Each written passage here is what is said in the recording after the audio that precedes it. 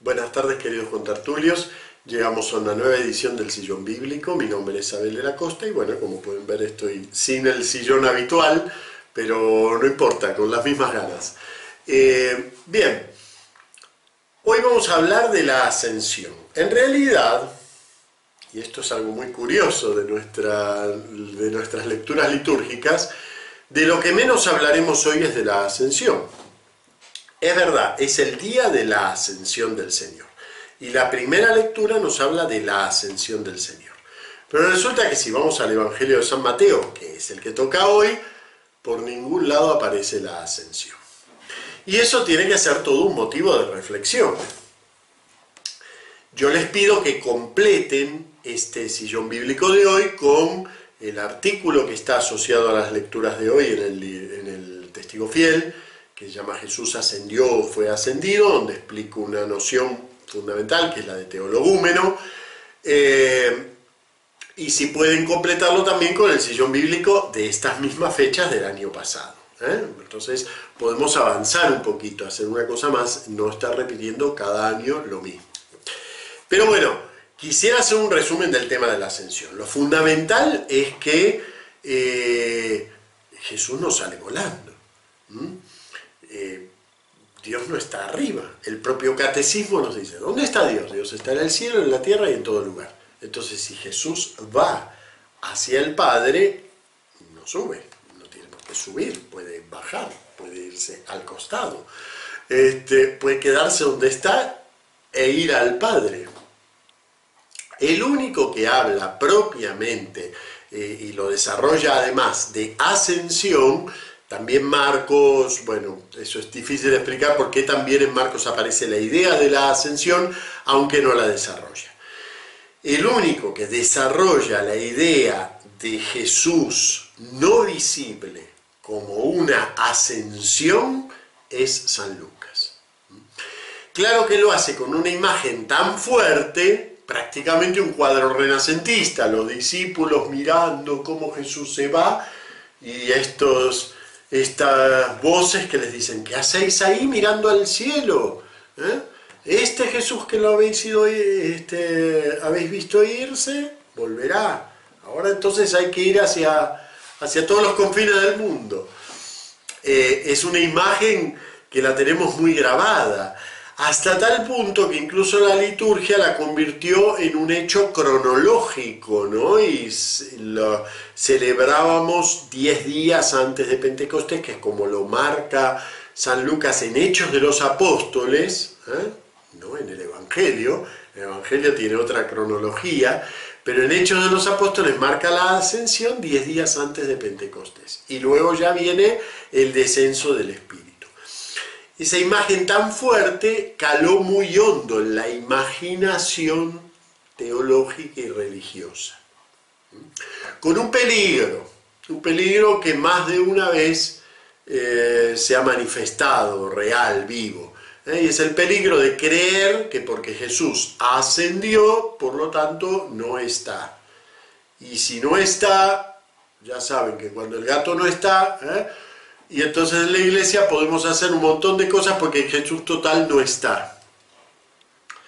Y resulta que cuando vamos a un evangelio como el de San Mateo, no solo no hay ninguna ascensión del Señor, o sea, no se va, sino que dice exactamente lo contrario, dice, y he aquí que yo estoy con vosotros todos los días hasta el fin del mundo. O sea que es enfático incluso en el modo de indicar que eso de la ascensión no puede querer decir que Él no está con nosotros.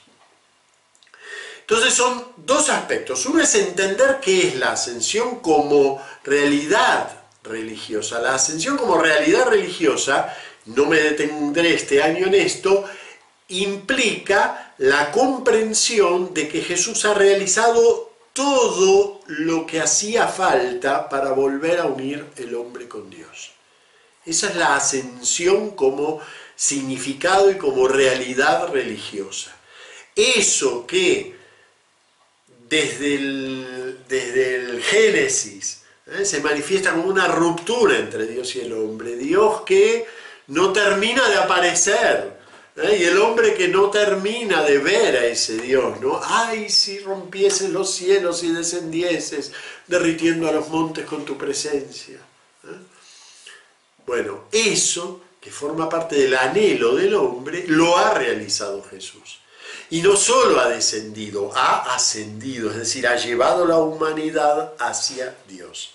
Dios ha venido hacia la humanidad, se ha hecho uno con la humanidad y ahora la humanidad se hace una con Dios. Eso es el tema teológico de la ascensión. Por eso era tan importante, y San Lucas recurrió a esta imagen plástica tan hermosa de la ascensión, con este peligro, ¿no? Con ese peligro de pensar que a lo mejor, entonces, ¿qué pasa? ¿Jesús no está? ¿Será que mientras tanto vamos a ver si vuelve? No, no es así. Entonces, en otras tradiciones teológicas dentro de la misma iglesia inicial, se tematizó esta presencia de Dios de una manera distinta, que es, por ejemplo, como lo hace San Mateo. Distinto a como lo hace a su vez San Juan, que tampoco habla de ninguna ascensión, pero sí de una ida de Jesús, que nosotros transformamos mentalmente, imaginariamente en ascensión, porque la juntamos con la de San Lucas, pero San Juan no habla de ninguna ascensión. San Mateo quiso dejar bien claro que no hay ninguna ausencia de Jesús en su iglesia. Precisamente si su iglesia se distingue del antiguo Israel, es que el antiguo Israel era un pueblo en esperanza, en expectativa de que se iba a manifestar Dios con ellos. Pero la iglesia es el lugar de la manifestación de Dios. Entonces, no tenemos que esperar otra cosa nueva y distinta. Esperar una plenitud, sí, la esperanza cristiana existe, por supuesto, esperamos una plenitud, pero es una plenitud desde adentro. Es la plenitud de un Señor que ya está entre nosotros. Vamos a ver que esto tiene muchas consecuencias, pero vamos a ver un poquito el texto primero. El texto nos dice que los 11 discípulos, y empieza con esa expresión, dice los 11 discípulos, y uno diría, bueno, no le bastaba con poner los 11, ya sabemos de quién está hablando. Bueno, lo aclara,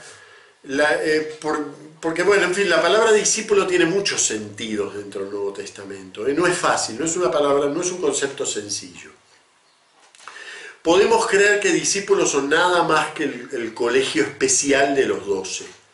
Pero el colegio especial de los 12 es un núcleo de seguidores de Jesús que cumplen una función específica que Él les da, y que es que manifestar que han llegado los tiempos últimos, y así como la comunidad de Israel se abrió con los 12 hijos de Jacob, se cierra con los 12.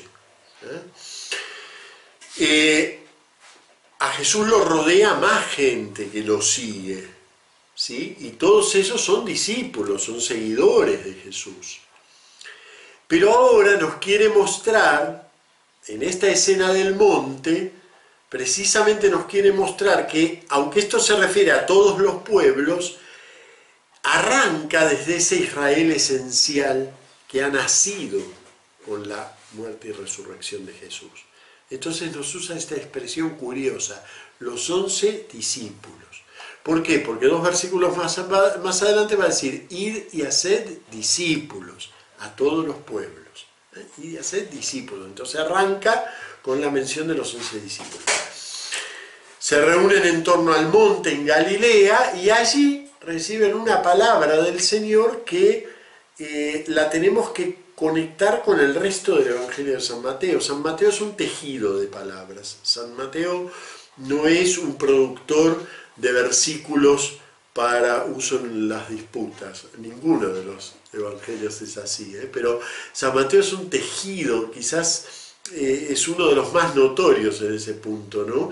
No podemos aislar una frase de San Mateo, porque generalmente termina queriendo decir cualquier otra cosa que la que dice. Porque San Mateo es un tejido. Y San Mateo a lo largo de su evangelio usó algunas palabritas que las fue dejando caer. Y una de esas es la palabrita autoridad. poder. En griego, exusía, la exusía de Jesús. Cuando termina el Sermón del Monte, la gente lo mira. ¿Y de dónde saca esta autoridad? Este tiene una exusía que no la tiene ninguno de nuestros maestros. Dice la multitud extrañada ante esa enseñanza de alguien que habla, por fin habla alguien con autoridad real, ¿no? Como los profetas. Pero este está ahí adelante y habla con exusía. Bueno, cuando termina el Evangelio nos va a decir: me ha sido dada toda exusía en el cielo y en la tierra. Y ahí se le revela a los 11 discípulos aquello que la multitud ya percibía, pero como extrañándose. Y ahora se revela. ¿Qué es este poder o esta autoridad? La palabra es la misma, poder, autoridad. Tened cuidado, porque la palabra poder o incluso la palabra autoridad puede a nosotros, luego de tantas cosas que han pasado en la historia, ¿no? Nos puede sonar a autoritarismo.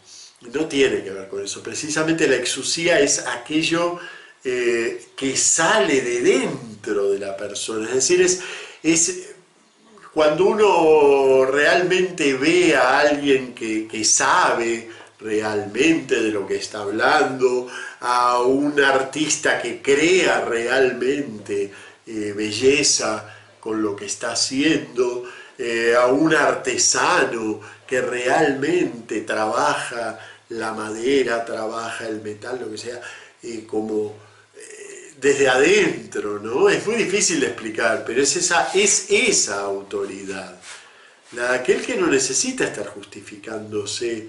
Esto lo digo porque tal diploma, no, le sale de adentro, es la exusía, el poder autoridad. Bueno, ahora nos dice Jesús, nos revela Jesús, me ha sido dado todo poder. O sea, ya por eso extrañaba ese poder, porque no era un poder que él se daba, sino un poder que le ha sido dado, y no en cualquier ámbito de la vida, sino todo poder en el cielo y en la tierra. La expresión recuerda a la del Padre Nuestro: hágase tu voluntad en la tierra como en el cielo. Evoca exactamente la misma imagen. Podríamos decir que gracias a que Jesús recibe toda la exusía en el cielo y en la tierra, se hace posible que se haga la voluntad de Dios en el cielo y en la tierra. Venga, de paso, fíjense cómo se sigue tejiendo, ¿no? Cómo se van tejiendo estos conceptos que nos trae San Mateo.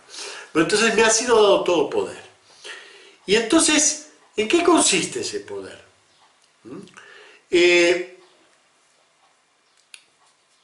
Id y haced discípulos. Fíjense, no hay transición. Me ha sido dada toda exusía. Entonces, id y haced discípulos. El entonces mateano también lo utiliza mucho a lo largo de su evangelio, ¿no? Como una consecuencia de esto. Como yo tengo la verdadera autoridad, entonces os mando a hacer discípulos. Y no nos manda a cualquier cosa, manda a hacer discípulos. Es decir, eso que ya somos es lo que tenemos que llevar, aquello que ya somos. No llevamos lo que no tenemos, no llevamos lo que no somos, no llevamos ninguna fórmula, llevamos lo que somos.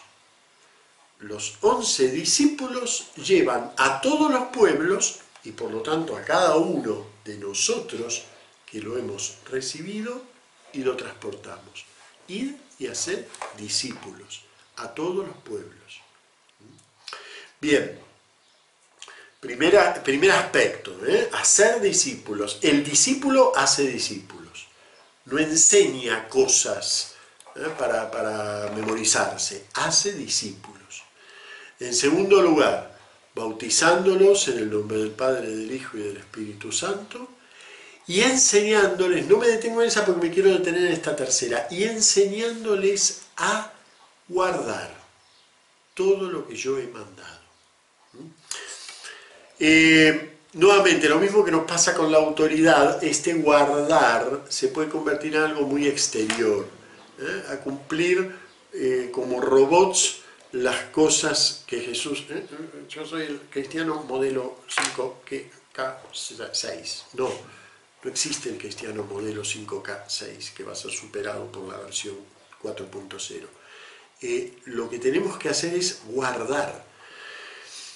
Es difícil de entender ese verbo, y se usa mucho en el Nuevo Testamento. Se los voy a comparar, por supuesto el texto no es el mismo, y además pertenece a otro evangelio, al Evangelio de San Lucas, pero para que entendamos el concepto de guardar, es el mismo que utiliza San Lucas cuando dice que la madre de Jesús guardaba todas estas cosas en su corazón. Es exactamente el mismo verbo. Ese es el sentido de lo que pide Jesús en la montaña. Guardar. Aquel que custodia comprende, valora aquello que custodia. Ese es el modo como quiere que custodiemos lo que Él ha mandado. Que valoremos aquello que Él ha mandado, que lo reservemos, que lo custodiemos, que lo transmitamos y por supuesto sobre todo que lo hagamos, ¿no? Fíjense cuántas veces creemos que nuestra misión como cristianos es preparar el camino para que a lo mejor Dios se digne venir a este mundo. Y eso es Juan el Bautista, eso es el Antiguo Testamento. Se te pasó una parte, hermano. Ya estamos en el Nuevo. Resulta que nosotros no estamos en el medio entre Jesús y los hombres. Nosotros somos la exusía de Jesús. Se me ha dado todo poder. Entonces vayan y hagan discípulos. Entonces guarden y enseñen a guardar. Casi les diría que es tan sencillo que es conmovedor. No tenemos que nosotros ponernos en el medio entre Jesús y su mundo. Y aquí viene la hermosa, es decir, abrimos la caja de la promesa de Jesús y salta el resorte. Y resulta que en vez de ser un payaso, afortunadamente, nos aparece Jesús con una expresión magnífica, ¿no? Que cierra todo el Evangelio de San Mateo. Y he aquí, ahora vean por qué les digo esto del resorte, porque lamentablemente la versión litúrgica, al menos la que leemos en España, no refleja para nada la maravilla de redacción mateana, ¿no? Nos dice, hagan discípulos, bauticen, enseñen a guardar, y he aquí que yo estoy con vosotros hasta el fin del mundo. Es como una sorpresa. Tan hermoso lo dice, tan hermoso lo dice. Y he aquí que yo estoy con vosotros. No dice, y sabed que yo estoy con vosotros, porque si aprendisteis la lección y el canon 74.5 dice que yo estoy con vosotros. No. He aquí. Es decir, en el momento en el que el discípulo vive el discipulado, y el que custodia, custodia, y el que bautiza, bautiza, en ese momento, ¡pum!, se abre la caja y salta el Emanuel. Porque eso quiere decir, yo estoy con vosotros. Es la realización, Emanuel, recuerden, esto lo hemos hablado muchas veces, que es el nombre del vástago misterioso del que habla Isaías. La Virgen concebirá y dará a luz un hijo y le pondrás por nombre Emanuel. Dios con nosotros. Dios está con nosotros. Entonces, así empieza el Evangelio de San Mateo. El Evangelio de San Mateo empieza recordando la promesa dada en Isaías. El Emanuel, el Dios con nosotros. Y termina diciendo que que le ha sido dada toda exusía, he aquí que está con nosotros. ¿Ven? Y he aquí que yo estoy con vosotros. Entonces, nosotros, ¿cuál es nuestra misión como cristianos? Nuestra misión como cristianos es vivir eso. Vivir la presencia de Jesús. Emanuel.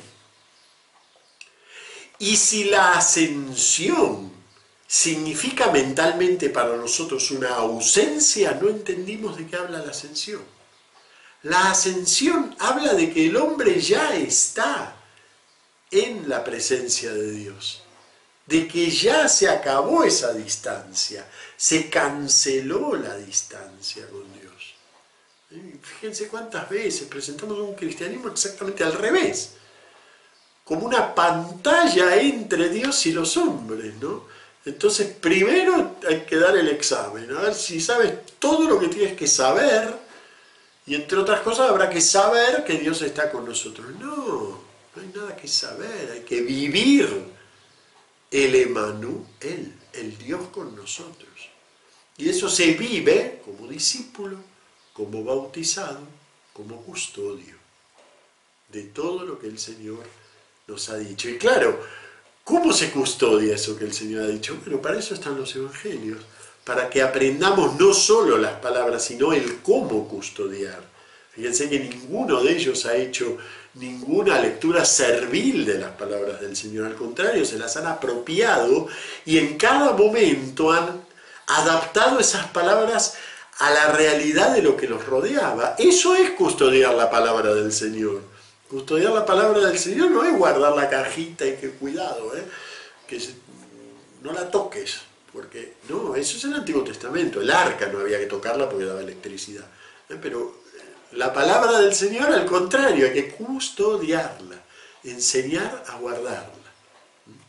Bueno, muy bien, y con esto vamos a dejar nuestras lecturas de la Ascensión, que bueno, más contraste no puede haber entre la primera lectura, un Jesús que no está, bueno, que se va, no que no está, que se va, y San Mateo, un Jesús que está ahí y que además se manifiesta a partir del discipulado, ¿no?